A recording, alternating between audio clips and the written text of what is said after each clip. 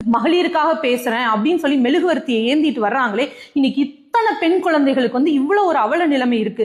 இதுக்கு கனிமொழி அக்காவோடைய பதில் என்ன? அங்க போய் கேஸ் சிலிண்டருக்கு வந்து இல்லைன்னு சொல்லிட்டு கொடியை பிடிச்சிட்டு நிக்கிறாங்களே, இது வந்து ஒரு வார், வேர்ல்டு வார். இது வந்து இந்தியாவுக்கு மட்டுமான பிரச்சனை கிடையாது. ஒரு வார் நடந்துட்டு இருக்கு. அந்த வாரனுடைய தாக்கத்தினால நமக்கு வந்து ஒரு பிரச்சனை ஆகுது. அப்ப கூட இன்னைக்கு மோடி அவர்களுடைய ஆட்சி எடுத்ததுக்கு அப்புறம் 10 கோடிக்கு மேல வந்து எல்பிஜி சிலிண்டர் கொடுத்திருக்காரு. இன்னைக்கு வந்து கேஸ் இல்ல, விறகடுப்புக்கு தான் போகணும்னு நீங்க கதறீங்களே, ஆனா 10 கோடி குடும்பங்களுக்கு வந்து எல்பிஜி கேஸ் சிலிண்டர் வந்து கொடுத்து அவங்க வந்து இந்த மாதிரி விறகடுப்புல கஷ்டப்படக்கூடாதுன்னு முன்னேற்பாடு செய்த பாரத பிரதமரை பத்தி நீங்க வந்து பேசாதீங்க. இன்னைக்கு இருக்கிற இந்த சூழ்நிலைக்கு காரணம் அத்தியாவசிய தேவையான வீடுகளுக்கு வந்து சிலிண்டர் விநியோகம் கரெக்டா இருக்கணுங்கிறதுக்காக தான் ஹோட்டல்களுக்கு வந்து அவங்க வந்து குறைச்சிருக்காங்க. இருக்கிறத வந்து சூழ்நிலைக்கு ஏத்த மாதிரி நம்ம வந்து குறைச்சு பயன்படுத்தணும். இது வந்து சமயோஜித புத்தி. இதெல்லாம் உங்களுக்கு எங்க புரிய போகுது? என்ன பிரச்சனைக்கா வேணாலும் திசை திருப்பலாம் அப்படின்னு தானே நீங்க வந்து அங்க போய் நிக்கிறீங்க. உங்களுடைய சொந்த மாவட்டம் தூத்துக்குடியில இன்னைக்கு ஒரு குழந்தைக்கு ஆயிருக்கு. அங்கிருந்தே நீங்க ஒரு போன் பண்ணி ஏன் இப்படி நடந்துச்சு அப்படின்னு கேட்டிருந்தா அந்த குழந்தைய இன்னைக்கு காப்பாத்தி இருக்கலாம். நைட்டு ஃபுல்லா ஆகி காலையில தான் அந்த குழந்தைய வந்து கண்டே பிடிக்க முடிஞ்சது. இதுதான் உங்களுடைய காவல்துறையோட லட்சணம். உங்க அண்ணன் ஆட்சி புரியிற இந்த தமிழ்நாட்டோடைய அவல நிலையை நீங்க சரி பண்ணுங்க. அதுக்கப்புறம் எல்பிஜி சிலிண்டரை பத்தி நம்ம வந்து பேசிக்கலாம். இன்னைக்கு இருக்கிற சூழ்நிலையில பெண்களுக்கு பாதுகாப்பற்ற மாநிலமா தமிழ்நாடு தான் இருக்குது. கனிமொழி அக்கா கலந்துகிட்ட கூட்டத்துல மகளிர் காவலாளர்களுக்கே பாதுகாப்பு இல்ல. அங்க பாலியல் சீண்டல் உங்களுடைய கட்சிக்காரங்களாலேயே நடக்குது. இதுதான் உங்களுடைய லட்சணம். இன்னைக்கு இருக்கிற சூழ்நிலை எப்படி இருக்குது?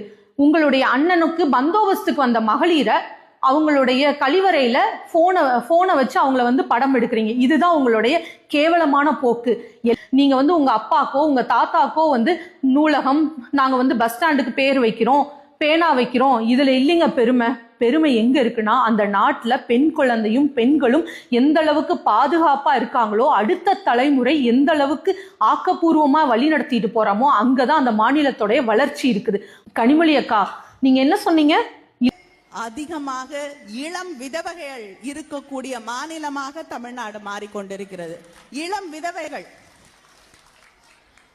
ஏன்னா இங்க குடிப்பழக்கம் ஒவ்வொரு நாளும் மதுவுக்கு அடிமையாக கூடிய அந்த நிலை அதிகரித்தே கொண்டே போகுது.